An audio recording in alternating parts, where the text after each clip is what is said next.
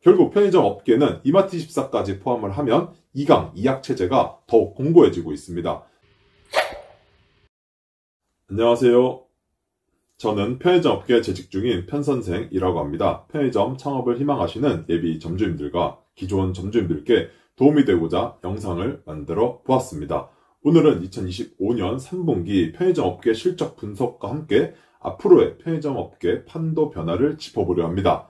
올해 초까지만 해도 업계 분위기는 무거웠습니다. 매출 성장세가 둔화되고 고물가로 인해 소비자들이 지출을 줄이면서 편의점 업계도 포화 상태에 도달했다는 말이 많았죠. 특히 본사뿐 아니라 가맹점주님들의 경영 부담도 심각해졌습니다. 인건비는 오르고 근무자 구인은 더 어려워졌습니다. 일부 점주님들은 폐점을 심각하게 고려하거나 심야 영업을 포기하기도 하고 인건비 절감을 위해 근무자를 줄여가며 버티곤 했습니다.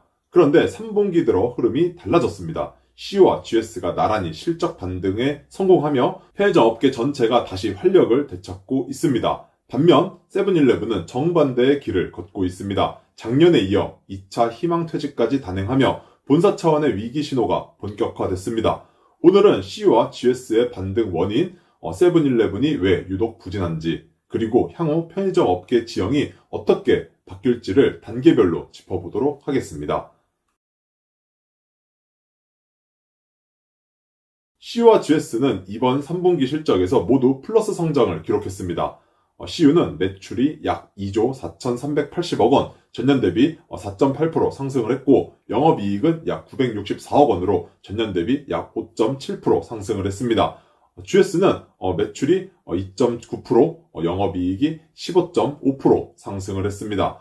이 수치만 봐도 편의점이 이제 끝물이다, 성장의 한계가 왔다라는 말이 무색해집니다. 그럼 왜 이런 반등이 가능했을까요? 먼저 출점 경쟁을 멈추고 내실에 집중한 결과라고 볼 수 있습니다. 지난 몇 년간 편의점 업계는 출점 경쟁과 시장 점유율 싸움에 집중해왔습니다. 그러나 이 전략은 2022년부터 2023년에 들어 완전히 막혔습니다. 신규 출점 수는 줄었지만 점포당 매출이 정체됐고 일부 자회사는 적자를 기록했습니다. 이에 금년도부터 GS 리테일은 내실 강화를 선언했습니다. 그리고 반려동물 자회사 어바웃팻 매각, 농산물 유통사 퍼스트 영업 중단, 비율 법인 정리 등 이른바 비핵심 사업은 과감히 손절을 했습니다. 몸집 줄이기를 통해 핵심 사업에 집중한 것이죠. GS 리테일 오진석 부사장은 주주총회에서도 이제는 외형 경쟁보다 내실 강화에 집중하겠다고 밝혔습니다. 그래서 GS는 매출 하위 점포를 과감히 폐점하고 안 될 만한 점포를 오픈하지 않는 것은 물론 재계약 시에도 많은 비용을 투자하지 않았습니다. 또한 HMR, PB 상품, 1인용 프리미엄 간식류 등 생활 밀착형 가성비 상품을 강화했습니다. 단가를 낮추면서 품질을 높여 소비자 만족도를 끌어올렸습니다. CU 역시 점포 출점이나 재계약 같은 투자에 관해서는 GS25와 같은 방향으로 움직였습니다. CU만의 가성비 브랜드와 지역별 맞춤형 상품 전략이 실제 매출로 이어졌습니다. 특히 즉석밥, 라면, 두부, 양곡 등 생활 필수품군 매출이 20% 이상 증가했다고 합니다. 소비자들이 마트 갈 필요 없이 편의점에서 장 보는 트렌드가 실제로 매출로 이어진 셈입니다. 두 번째로 사실 위의 내용도 효과가 있었겠지만 정부 정책 효과가 사실 가장 크다고 볼 수 있겠습니다. 정부의 민생회복 소비쿠폰 지급이 편의점 업계 반등의 촉매제가 됐습니다. 소비쿠폰은 전통시장, 편의점, 소형마트 등에서 사용이 가능했는데 가장 접근성이 높은 편의점이 혜택을 가장 빨리 흡수한 채널이 되었습니다. 소비자 입장에서는 쿠폰을 쓰기 편하고 24시간 이용할 수 있는 곳이 바로 편의점이었기 때문이죠. 결과적으로 편의점은 생활 밀착형 유통의 최전선으로 다시 부상했습니다. 담배가 주 매출의 구성원이긴 하지만 간편식, 즉석식품, 도시락류의 매출도 폭발적으로 늘었습니다. 또한 애니메이션 영화 K-POP 데몬헌터스가 엄청난 인기로 전 세계를 강타했습니다. 캐대한 열풍으로 인한 외국인 관광객 수요도 무시할 수 없었습니다. 3분기에 신용, 체크카드로 결제한 금액이 전년 동기 대비 30% 넘게 늘어났다고 합니다. 관광객들이 늘면서 소비도 함께 늘어난 것도 내수 경기 회복에 긍정적인 요소로 작용했습니다. 위태위태 무너질 것 같았던 편의점은 여러 가지 호재들로 인해 다시 한번 국민의 최전방 유통 채널로서 역할을 증명해낸 셈입니다. 이제 문제 브랜드 세븐일레븐으로 가보겠습니다. 결론부터 말하자면 세븐일레븐은 여전히 위기 국면입니다. 표를 한번 보시겠습니다. 2023년에 매출을 정점 찍고 하락세에 놓여 있습니다. 영업이익도 보다시피 적자를 면치 못하고 있고요. 여기에 시장 점유율도 27%, 24%, 22%로 하락했습니다. 점포수 역시 22년도 2600여 개의 미니스톱 인수 후 14,265점으로 정점을 찍었는데 2025년 상반기에 11,904점으로 2,300여 점이나 감소하였습니다. 미니스톱을 2,600개 인수했는데 인수 직후 2,300개를 폐점한 셈이니 인수한 걸 그대로 토해냈다고 봐도 무방합니다.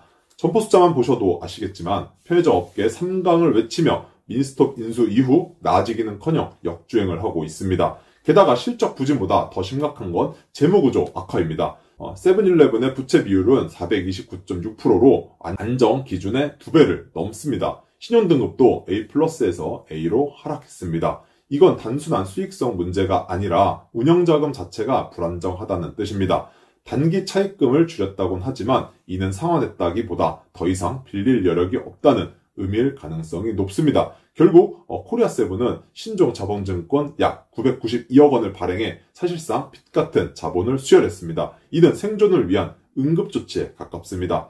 또한 최근 2차 희망퇴직을 단행하면서 본사 차원의 위기가 다시 한번 수면 위로 드러났습니다. 지난 2024년 10월에 이어 불과 1년 만에 추가 구조조정으로 생존을 위한 구조조정이 시작됐다는 평가가 나옵니다. 사원급은 만 40세 이상 또는 재직 8년차 이상, 간부사원은 만 45세 이상 또는 현직급 10년차 이상이 대상이라고 합니다. 임직원의 10% 정도의 인원을 희망퇴직 받는데 소문에는 지원자가 엄청나다고 합니다. 본사 인력 축소는 단순한 인건비 절감이 아니라 전략 부재, 실적 부진의 여파로 해석되고 있습니다. 이제 시장의 기준이 완전히 달라졌습니다. 한때는 점포수가 경쟁력이었지만 이제는 점포당 순이익이 생존력이 되었습니다. C와 GS는 이 기준 변화에 맞춰 움직이고 있고 세븐일레븐은 그냥 겨우 버티고 있는 수준입니다. 2025년 이후 편의점 산업은 출전 경쟁보다 운영 효율화, 매출 총액보다 이익으로 재편될 것입니다. 결국 편의점 업계는 이마트24까지 포함을 하면 2강 2약 체제가 더욱 공고해지고 있습니다. 세븐일레븐이나 이마트24가 살아남기 위해선 상품, 브랜드, 점포 효율 이 세 가지를 끊임없이 연구 개발해야 한다 생각합니다. 그렇지 않으면 세븐일레븐과 이마트24의 매출과 이익, 점포 숫자를 C와 GS가 매년 조금씩 빼앗아가는 그림이 나오지 않을까 예상하고 있습니다. 편의점 산업은 여전히 변화의 한가운데 서 있습니다. 편의점 시장의 경쟁이 과열되면서 기존 점포의 수익성이 악화하고 있습니다. 그리고 누가 더 점포를 많이 내느냐가 아니라 누가 점포 하나를 더 잘 운영하느냐가 핵심이 된 시대입니다. 세븐일레븐이 이번 위기를 넘길 수 있을지, 그리고 C와 GS가 이 반등세를 유지할 수 있을지는 다음 분기 실적에서 명확히 드러날 것입니다. 우리는 지금 변화무쌍한 업계 한가운데 서 있습니다. 앞으로 어떤 브랜드를 선택하느냐에 따라 결과는 완전히 달라질 것입니다. 회사가 잘 나가야 내가 조금이라도 혜택을 받을 수 있습니다.